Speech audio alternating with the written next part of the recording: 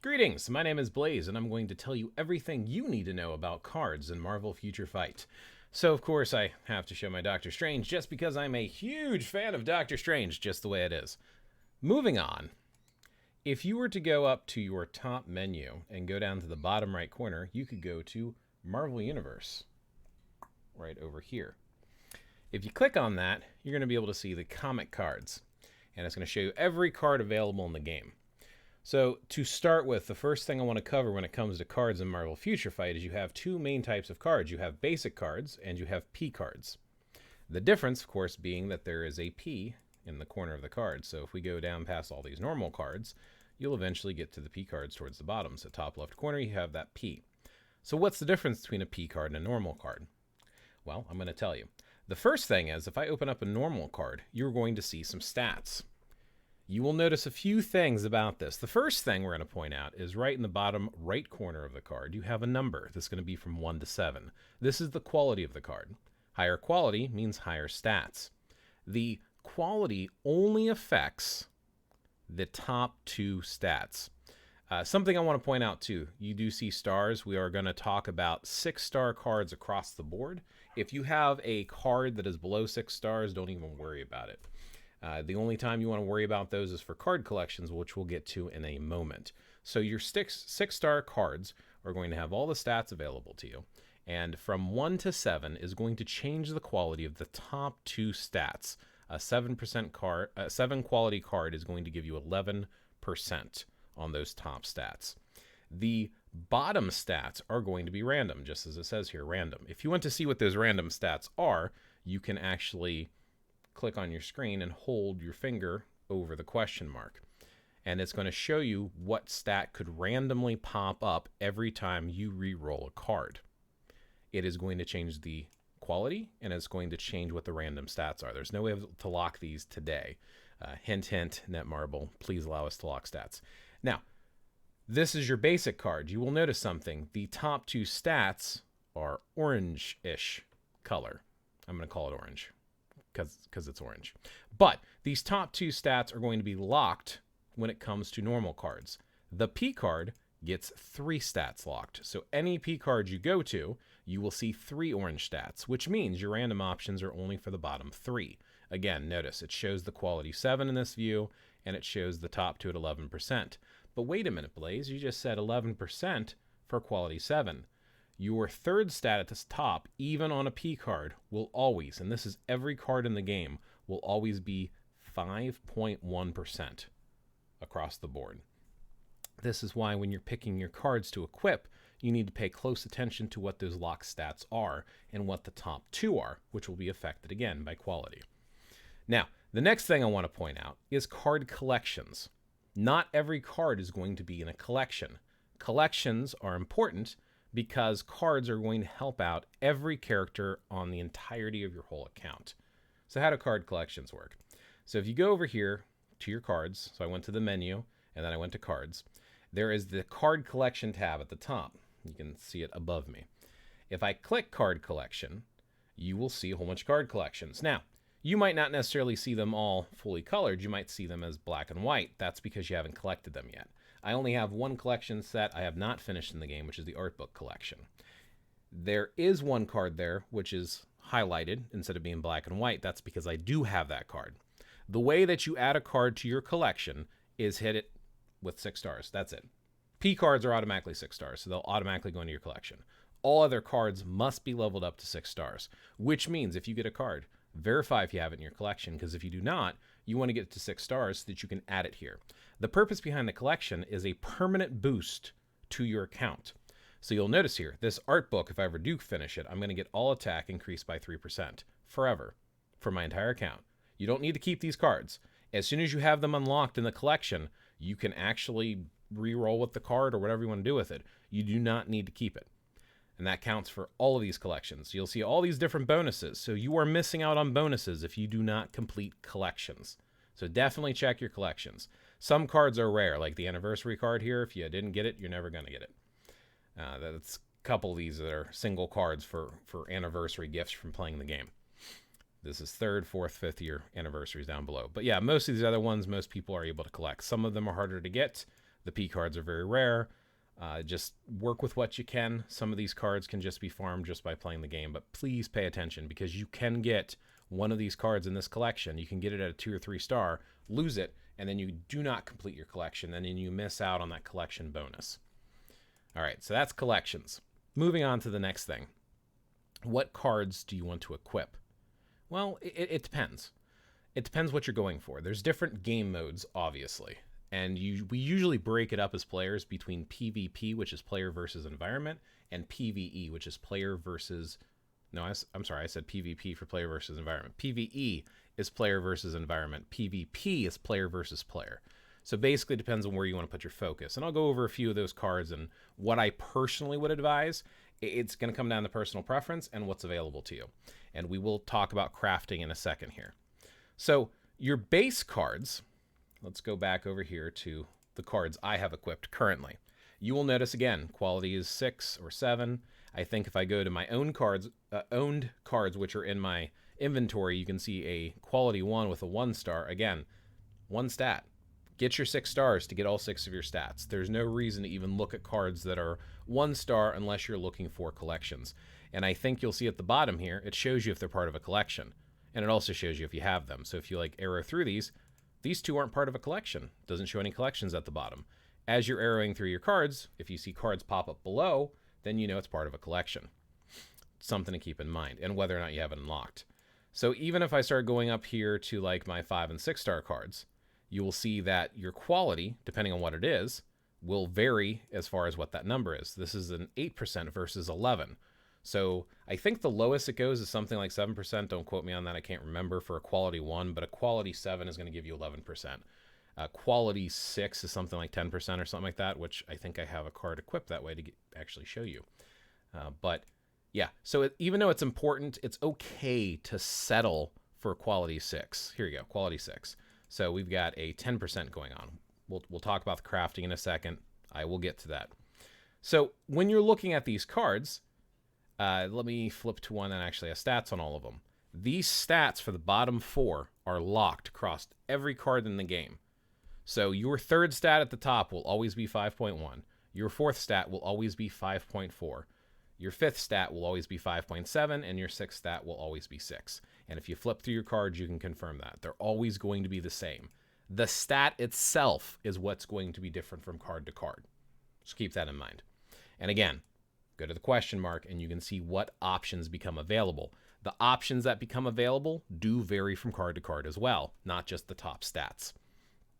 So when you're choosing things, you want to look at your overall effects. So if I view card effects, there is going to be, see the collection button in the bottom left corner I can uncheck?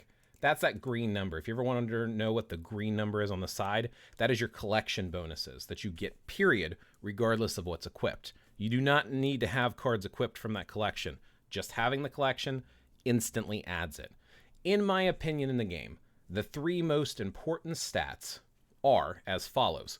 Cooldown duration. I advise this being at least 30%.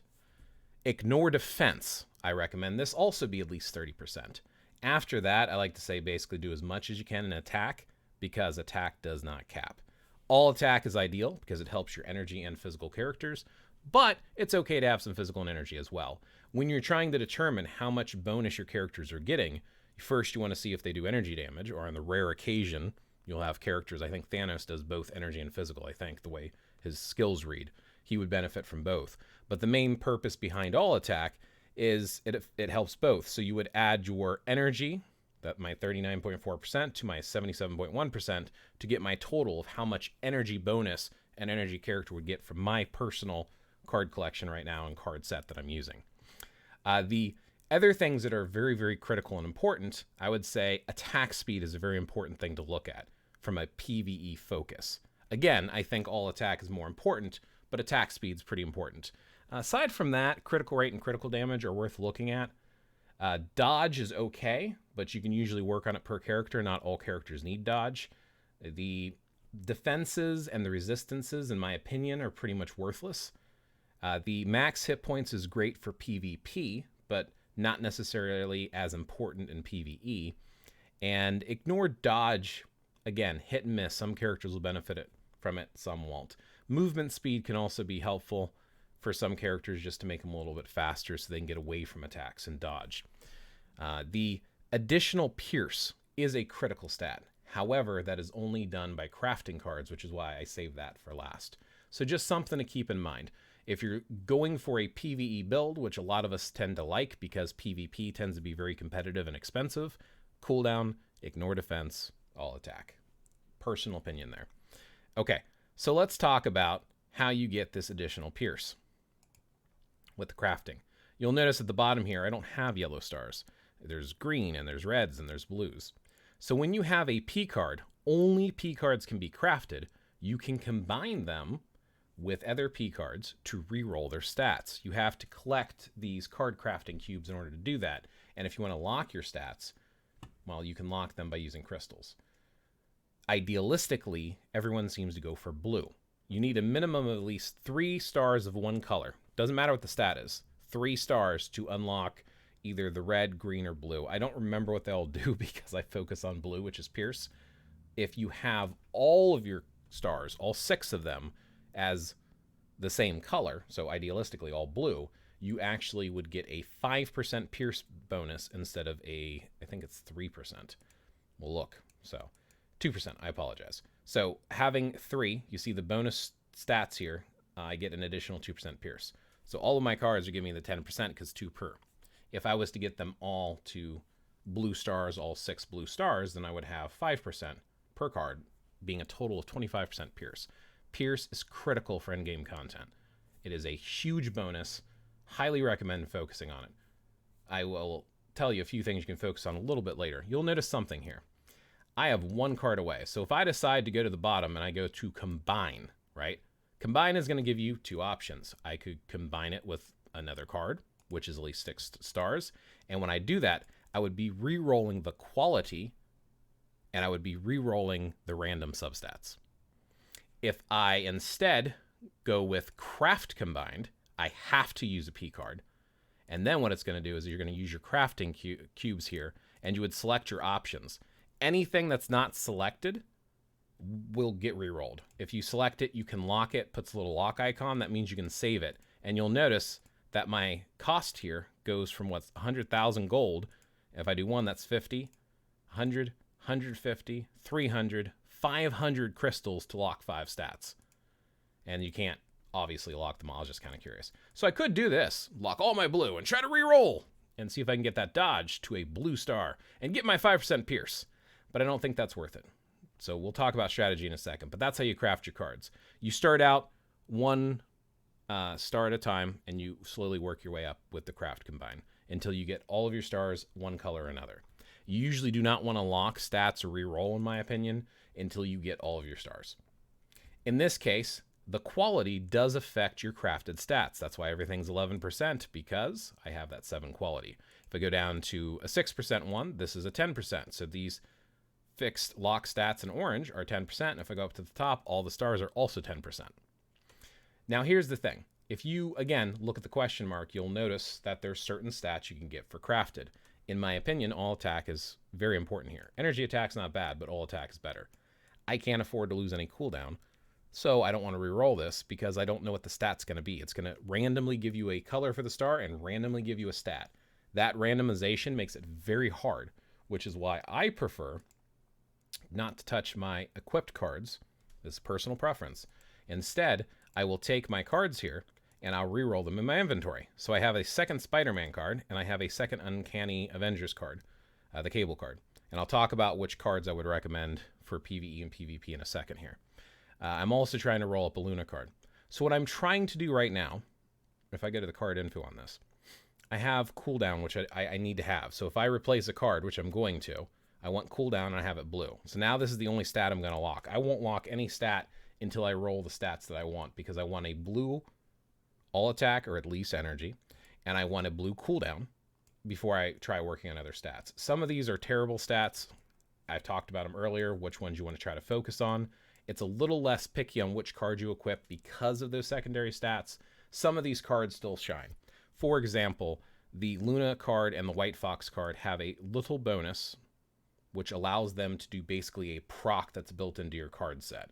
So this activation rate, 5% when attacking, 20% increase of energy. Kind of a big deal. Over here with the White Fox 1-2, this one has a random stat. I think it's on the first one. There it is. Activation rate when attacking, 20% of physical. So the two of them, you can have like procs built in by having them equipped, which is pretty neat. But you need to roll that, and you need to roll it with the right quality. So rolling cards can get kind of tricky. Hopefully that answers most of your questions for cards. Let's talk about which cards I recommend. We'll wrap up the video. And if you found this helpful, consider thumb up, liking, subscribing, all that good stuff. Check me out on Twitch sometime. And yeah, ask questions in the comments. So when we go over to, let's see, what was I going to talk about next? Recommended cards. So I'm going to go to multiverse stuff. I'm going to go to comic cards, and I'm going to go down to the P cards. So what P cards do I consider to be most important?